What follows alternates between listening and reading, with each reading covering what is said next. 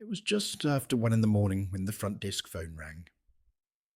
The strange part wasn't the call. It was that the room calling didn't have a guest. And by sunrise, the night receptionist had completely disappeared. This story was shared by a former hotel employee who claims everything you're about to hear really happened. My name is Ryan. When I was 24, I worked the night shift at an old hotel on the edge of town. The building was over 80 years old. Guests often complained about hearing footsteps in empty hallways, doors opening by themselves, and whispers late at night. I laughed at those stories until my third week on the job. Every employee avoided talking about room 307. Whenever I asked why, they would simply change the subject. One night, I finally asked the hotel manager. He looked at me for a few seconds and quietly said, "If anyone ever asks for room 307 after midnight, tell me first." I thought he was joking. Around 1:15 a.m., the hotel doors slowly opened. A tall man walked inside. He was wearing a long black coat. His skin looked unusually pale. He carried an old leather suitcase. Without smiling, he walked to the desk and asked, "Is room 307 available?" I checked the computer. The room was empty. Ignoring the manager's warning, I handed him the key.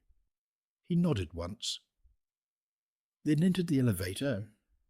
I watched the elevator doors close. A few seconds later, the elevator came back down, empty. No one stepped out. Confused, I checked the security cameras. The footage clearly showed the man entering the elevator.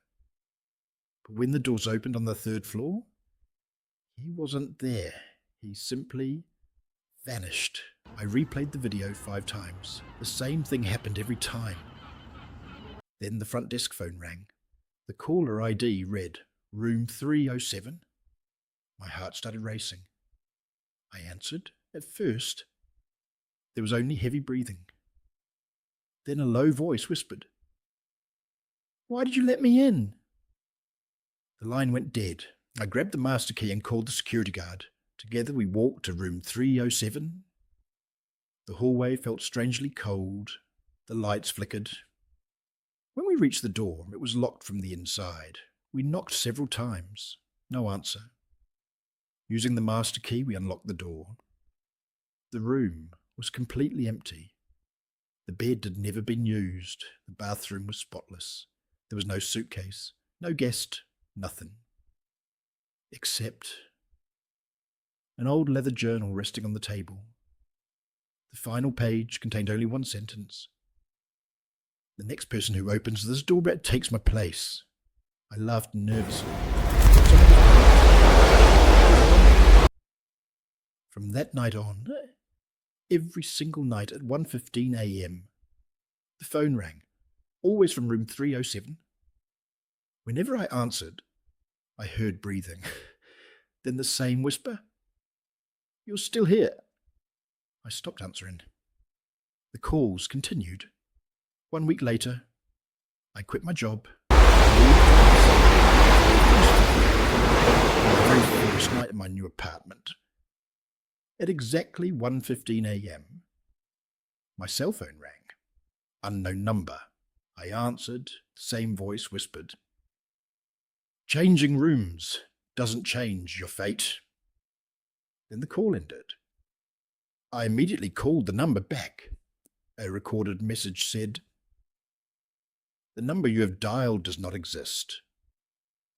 The next morning, Ryan never showed up for work. His landlord reported him missing 2 days later. Police searched the apartment. There were no signs of forced entry, no fingerprints, no blood, no evidence. The only thing they found, written across the bedroom wall, were 6 chilling words. "Room 307 is never empty." To this day, the hotel still stands. Employees refuse to rent room 307 after midnight, and according to several former workers, once every year, At exactly 1:15 a.m., a pale man wearing a black coat walks into the lobby, asks for room 307, takes the key, steps into the elevator, and is never seen again. But moments later, the front desk phone always rings from room 307, and if someone answers, they may become the next guest.